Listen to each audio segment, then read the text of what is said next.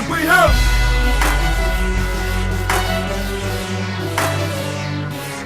we have Mr. I Stay. Whoa, whoa, whoa, whoa, whoa, whoa, whoa. And Mr. I Stay. Whoa, whoa, whoa, whoa, whoa, whoa. And Mr. I Stay. Whoa, whoa, whoa, whoa, whoa, whoa. And Mr. I Stay. Whoa, whoa, whoa, whoa, whoa. And Mr. I Stay. On point in the game, don't count me out. I stay lit with the news, got a loud mouth. I represent SDA, man, that's the loop. And Monday night, 7 o'clock, getting that brain food. And stopping fists, nah, homie, this ain't Willie Lynch. And you can stop it with the Jim Crow push. I'm in position, I stay ready every day. Respect my name, call me Mr. I Stay. Whoa, whoa, whoa, whoa, whoa, whoa, whoa. And Mr. I Stay. Whoa, whoa, whoa, whoa, whoa, whoa. And Mr. I Stay. How are you today? I'm doing okay. How are you? Pretty good. I see you're working on multiple deals, right? I am working on all the deals, okay? You got deals for everybody. I am trying to make it happen. And what market are you in? I'm in New Jersey. New Jersey, Jersey Shore. You want to talk like that up there? Not even Jersey Shore. I'm in North Jersey. North Jersey. Okay, Yeah. gotcha. Okay. And so that's where the house is that you're working on? Yeah, so I stay in my market because I like to be close enough to the house to go see it.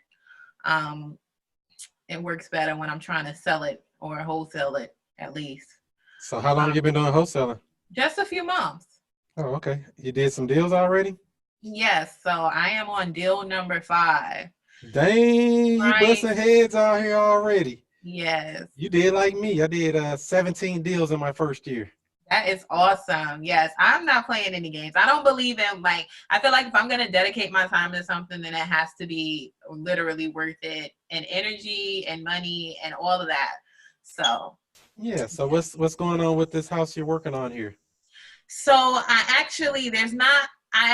Last week I decided, okay, I've been watching literally since the first day I reached out to you. I have been studying and watching about lease options. And so I've tried it out with a few people.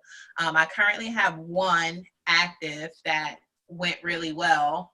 However, what I'm noticing, and I don't know if it's because of my market and who I'm targeting. So when we talk about nice houses and nice neighborhoods in New Jersey, we're talking about a higher price range, right? And so that price range may be like houses anywhere from 400 to, I try to stay under like that 600 mark, only because I have another business and I know that anything over $600,000, that's a totally different ballgame because I do interior design, right?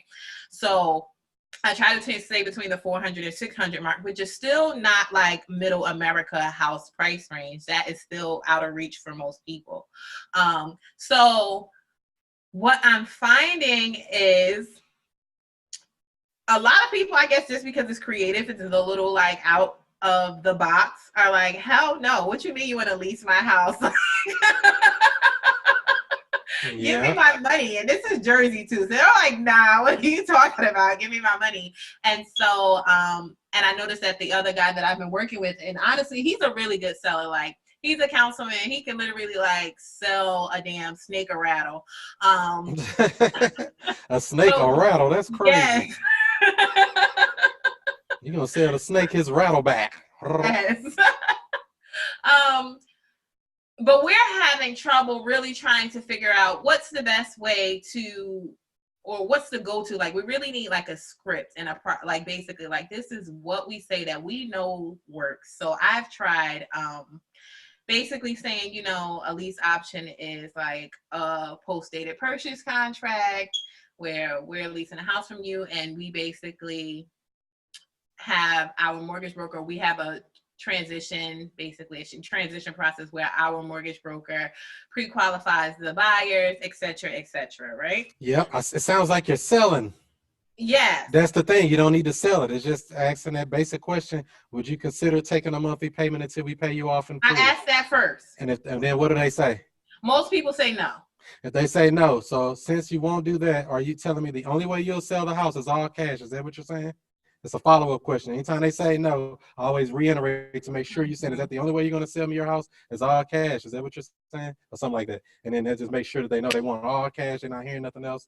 That's Right. the end of the story. So if they're not going to do it, then it ain't nothing you can do about that. You're just done with them people, you know. Yes, Unless that's they're in a true. dire situation and they don't have a chance, you can't make them do it. But you know, Exactly. Now, this is my question to you. So, what target or what group of people have you found that this process works or this strategy works best with? most of the time for sale by owners because they're already looking to sell. They're already marketing to find somebody to buy their house. They already have some type of motivation to sell. You know, that we don't know if they'll take terms or not, but a lot of people uh, never been presented that option. Exactly. Nobody never asked them that. They just try to come in and beat them up on price. You want 400,000? I give you 150. Take cash now, and I close in 7 days. No, you don't got And to it do all doesn't that. work like that, right? Because Exactly. it normally offends people. And that's what I've been going back and forth with my partner, because when I first started working with him and I would send him the evaluations, he's like, no, we got to get them down, and it'd be like an extra $100,000. And I'm like, that doesn't work. Like, I, as a homeowner and an investor, I'm like, hell no. Like, if you presented that to me, there's no way I'm taking that. Like, people aren't So that's the stupid. thing. Like, So your biggest thing is first step is be a good question asker. I don't go in trying to pitch something. Here, I'm gonna give you this and I'm gonna offer you this. I don't offer nothing. I ask good questions to get good information before I try to make an offer on them to even know if it's worth dealing with or if they're even considering, if they would consider taking a monthly payment until we pay them off in full. Now either gonna say yes, no, or I don't know what that is. What do you mean? right. You know, and I'd rather for them to say, well, what do you mean? How does that work? Then that's your chance to pitch them on it. Just throwing it out there as a pitch is usually not going to work because most people, like you said, they want their money. So Now, it's just some of the people you're dealing with.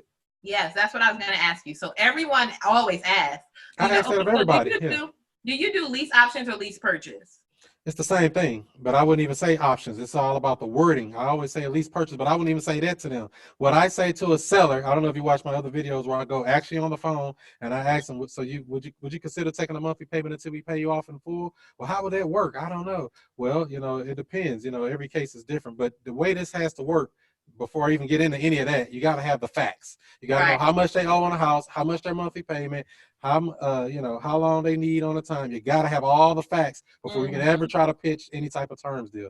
That's number one, vital, important, because you don't know what they owe on it. If they don't owe anything on it, even better, because now you can create a deal from thin air. But if you don't know what they owe and all that, because if they owe, say they owe $900 a month, and that's all you can rent it for is $900 or $1,000. So would you ever consider letting somebody take over those payments for you? You know, it might be a different pitch at that time because you got to know that information, because you can't just jump out there and start saying, oh yeah, we're going to give you this, we're going to solve this, and we're going to do that. This is true. Too much selling. No selling. We just ask some questions and tell them how we can help them if they're interested. So this is how my process typically works. Let me write down my next question, because I did videos of calls. Make sure I go watch that. So this is typically how my process works. My number one marketing right now is text blast, and that's my initial contact currently. I do that more than anything else. Once they come back and they say yes to whatever question it is I ask them in a text blast, if you're interested in offering, you're interested in selling, whatever it is, that's when I actually pick up the phone and call them. Smart. So on the first call, I never try to offer them anything, sell them anything, any of that. I ask all the questions. Like you just said, I get all the facts. I want to know, like, if you're actually, because we have a lot of multifamilies here. Like, that's what's really popular. We're actually in a super hot market, but people are buying multifamilies and not single families. So I want to find out, you know, how much you're making, what are the taxes, like what condition it's in, like why are you selling, all of this good stuff that I really need to know, mortgage balance, all that liens, etc. And then I go back and I run the numbers to try to figure out which way I would possibly want to invest in the deal, or whatever my exit strategy is going to be. Like, is this going to be a lease option? Is this going to be a wholesale, etc.?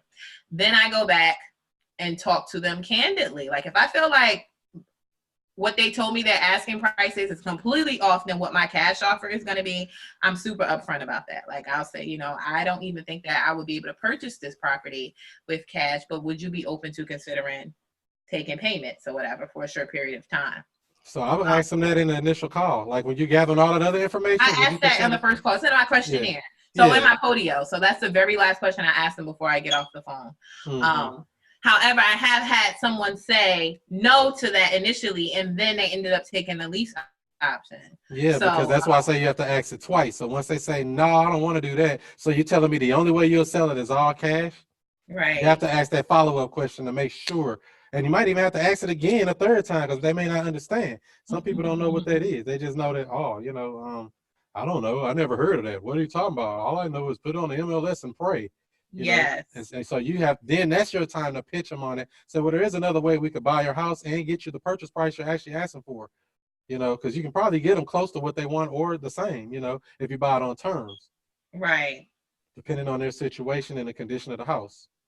And so so the other part is, you're going straight to lease option. I don't go straight to a lease option. That's the weakest position in buying a house. I try to buy the house either subject to or on a wrap. And then if they can't do something like that, then I move on down to a lease option. Because I'll even ask them within the initial questioning, or my VAs would, what are you going to do if you're not able to sell? And they say, well, I'll just rent it out. That just open them up to your lease option right there, just by them even saying it. That's a good question. Yeah, I always ask that because those basic questions in the initial call opens up the doors for what you can do. If you don't ask that stuff, you don't know where their mindset is, what they're thinking. So what are you going to do if you're not able to sell it? Well, I don't know, I'm going to put it on the MLS. Great. Well, I got an agent right here that'll hook you up. Okay. Well, I'm going to rent it out. Well, we do have a program. You want to position yourself as we have a special program for situations like this that may be able to work for you. Something like that. You got to refine that pitch to where it's not so salesy, but we just happen to have something that may work perfect for you. Should we talk about this further, or you think you just want all cash? Look at you. That was good. Yeah, you got to call these people. But that's those little bit of words. See, the words that come out of your mouth have a direct reflection on what comes into that bank account. So, you got to say it just right. And that's what a lot of people make a mistake in coming. I want to just lease your house. I want to do a lease option. They're like, what's a lease option? What the hell? That sounds crazy, right? I won't even say those words to a seller. I won't even speak those words. I would just tell them what we would do is we would take over those payments. The loan would stay in your name temporarily until we paid it off sometime in the future.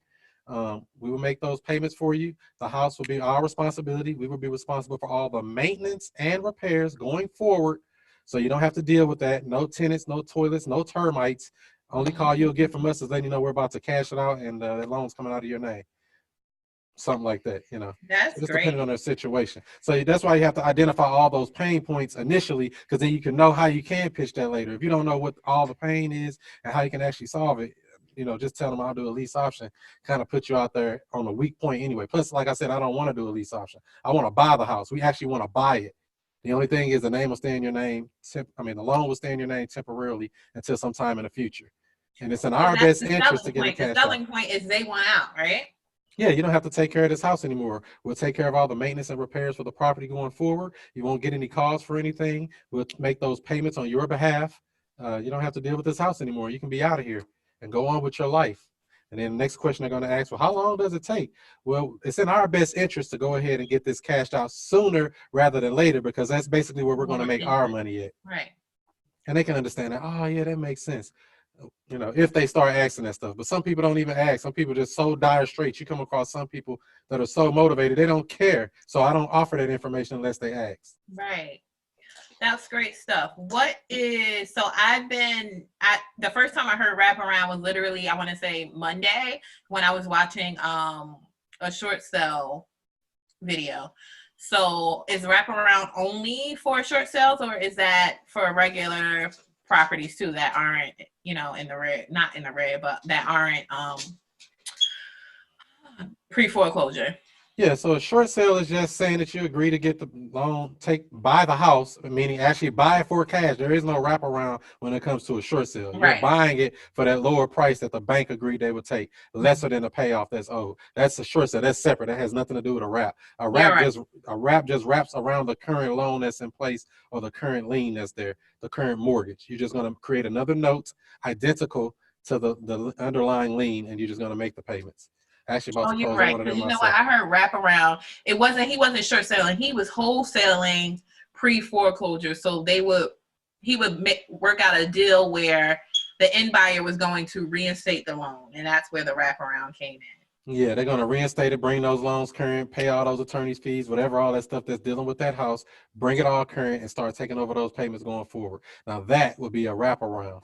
Right. A wraparound mortgage, meaning it's already a loan there. They're gonna wrap another loan around it and make a second lien So for I the have, seller. So they have some recourse. So a lot of people say subject to, I want to buy a subject to, when generally they shouldn't be buying a house subject to unless somebody is actually an elderly person or something like that, like they're about to die in the next 10 years or something maybe, or they're not buying another house no time in the future or never. But if you get a younger person, 30 or 40 years old, they might want to buy another house and you got this loan sitting on there and you done bought their house subject to, they can't buy another loan because it messes up their debt to income ratio. Plus, right. it gives them no recourse. When you buy a house subject to, they have no recourse whatsoever. They cannot come back and try to take their house from you. It's gone. All they got is the debt, and you got the house. With a wrap, it gives them a layer of protection that basically say they can foreclose on you in the event you stop making payments, or life happens, or the market crash, or whatever happens in the future. It just gives them an extra layer of protection. That's all. They become the bank. Okay, I have to. Is this the same as owner financing? Yeah, all of that stuff falls under owner financing. Anytime you have a long-term relationship with some seller, that's an owner financing deal. Whether there's no loan, whether there's a loan you created, or whether there's, a wrap or any of this other stuff, creative stuff. Okay, I have to look into this wraparound thing more because I just literally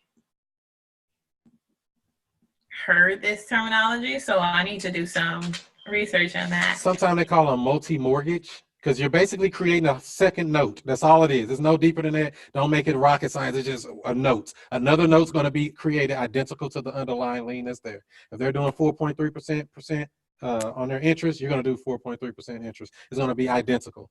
Now, there are times where you can create a note that's not identical to the underlying loan. Say you got a person with $100,000 house, just for easy purposes. They owe 40,000, but they're gonna buy it, or you're gonna buy it for 80,000, and you're like, they owe more. That's when you would create a secondary note to say you owe them the other 40,000. That could be a wraparound too. It just has equity in there. Now you can do that, set it up to where there's no payments, or you can set it up to where there are payments. It's all creative. All that stuff's creative, but I don't want to take it too deep for you. But that's basically all it is. It's no deeper than that. See, my head is spinning. All right. Well, this is being recorded for quality and training purposes as well, so you'll be able to go back and watch it and say, like, what did he say there? Run it back again. Awesome. Good. It's being recorded for quality and training purposes as well. All right. So, what are your favorite resources for creative financing? Resources such as that you learned from. Learn from? Yes. Where did you start? I just learned from the internet like you did, basically. I mean, it's just when you're doing all this marketing to find wholesale deals, and then a lot of these people you can't help. You spend all this money, all this time, energy, effort, and everything else to say, come sell me your house, and you can't help them. It's kind of sad. So I was like, well, wait a minute, I do have another option for you. We can beat you up on price, but if that won't work, if you take these terms, we can buy your house basically for full price. So that's what makes a big difference. Do you do more of these now? Do you do wholesaling? I do whatever it takes. See, I don't care what deal it is in reality. Yeah. I would prefer to stay in the deal, but it doesn't matter to me because a deal's a deal. All I need is somebody who want to sell their house, and we can help them out most of the time. If they're reasonable. Now, if they're not reasonable and they're like, oh, I need it, they stupid.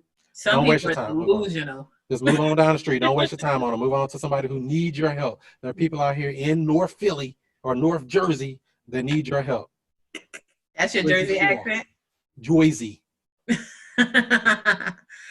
All right. So actually you answered that question beautifully, like what you say to them, explaining what it is without saying it's a lease option or purchase. Yeah, you got to make that stuff simple. You don't want to go into using the jargon of, the inside, the ARV. If anybody can say the word ARV to me, I'm like, yeah, you've been around some real estate investors.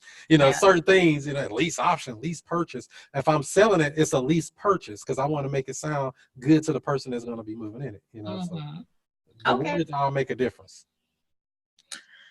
Thank you. It's power in the word. This is true. I'm going to write that down. Yeah. As a reminder.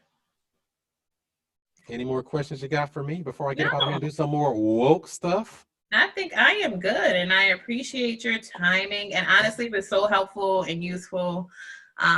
Even the way you were talking and even explaining how you said it. Wasn't me. You look, this is a whole testimony I'm giving you on your recorded for quality and training purposes. Oh, it won't go to waste. Don't worry. We don't waste nothing. It was amazing. Like, it's really more so of a conversation. I think that's where we have been dropping the ball. Like, we listen to each other on the phones now. And I'm like, listen, this is how you should have answered that question. Like, And that's really all it is. And so when you're talking to these people and you ask these questions, they're going to have questions back. As long as you can handle the questions they come back at you at, you should be okay. That's the biggest thing. Well, what protects me in the deal? Or what's this? Or how does the loan do that? Or, oh, what about my loan? Will my bank approve you to just take over my payments? It don't have anything to do with the bank. The bank don't give you permission. We're going to take over those payments. We have it set up in a way we close to a real estate attorney, so everybody's, protected in the deal. You got to give them that comfort level when you're speaking to people like that. Let them know that you're protected in the deal. It's in our best interest to make this work because we're going to be bringing money to the table. We got to, fix the house up or whatever the repairs that may be needed. We're going to deal with all of that. You don't have to deal with anything. We take the house as is. The same thing you were doing with the wholesale stuff. You don't even have to move the furniture out. We'll take the house as is. Leave all the junk you don't want behind and we'll deal with that. now, how do you normally do repairs in the house? I have never did a repair on a house yet. The most repair I've done on a house, and I own 9 houses, is I think I paid $300 for a roach man to come spray. But that's about the most repairs I've done to a house thus far. And I've been trying to avoid it. They keep trying to get me to do some repairs, and I've been trying not to do it. So you typically, once you get it under contract, you just put a buyer in there. I find a tenant buyer ASAP, but the demand is 100 times bigger than the supply. People that got money, say they got $5,000 or $10,000 down, to move into one of these properties that you got for nothing down. Because remember, that's our goal, is to get these houses under contract for little or nothing down. If you can do that with low monthly payments for a long period of time, that's sweetheart terms. That's our actual aim when we're talking about these terms. We want to get these houses for little or nothing. Let me tell you something about these Jersey people. They are smart, okay? Like, I sent out a contract. I want to say 2 of the contracts I sent out last week, I had $1,000 down payment on there. And they were like, no, it needs to be 3%. I'm like, who the hell told you that? Like, all about negotiating. Who gave you this information? You got to negotiate that stuff, I'd bought houses with $10 on a contract. So, wow. And never met the seller, and that was before I even saw the house, had them locked up already. So that's how the deals go sometimes. It's really about the seller, honestly. That's how you all about the seller. They are, right? You got to talk to these sellers and ask the right questions, listen to them, and solve their problem. That's the easiest way. So I don't even have to target. Ooh, do I look for somebody who want to take turns? I don't care. It's just a question. Just natural, progression of the deals as they come through. We ask that from everybody. People say yes, some people say no. They say yes, or what's that about? Then I go back and try to close them on it. If not, they don't want to know about it. We just give them that low ball offer. All righty. Well, thank you so much. Beautiful, helpful, all that good stuff. Well, glad I could help you out. Like I said, check out the videos on my YouTube on my playlist, the real estate playlist. It has a bunch of interviews and stuff on there similar to this, and it also has the all the different words and things you can use to try to help you, refine your script and stuff that you're using there. I will do. Now, you said, wait, did you just say you had a playlist? Is that what you said? I have a whole playlist with over 100 videos right on my YouTube channel. Just go in there, and it says, matter of fact, it's in the description of any of my videos. It says Woke Real Estate Playlist or something like that, or Real Estate Playlist. You just click that, and it goes all the way through. It's over 100 videos. Free training videos. How do you lose on this stuff? You don't. That's why I love the internet, right? That's right. That's right. Access to information. That's right. All right. So thanks for your time. Thank you. Have a good night. All right. You too. So that's how we're going to do it, family. If you want to get some contracts, cool gear, or coaching, check out wokerealestate.com. Wokerealestate.com. That's the website. If you want to get into the Woke Real Estate Investors group on Facebook, it's free. Why ain't you on there already? You sleep. Other than that, follow me on all social media outlets at Chris Monroe STL. That's Snapchat, that's Twitter, that's Instagram, that's Facebook, and the YouTube channel at Chris Monroe STL. Do what you do. Be who you be. And I'll see you before you see me. Peace out, family.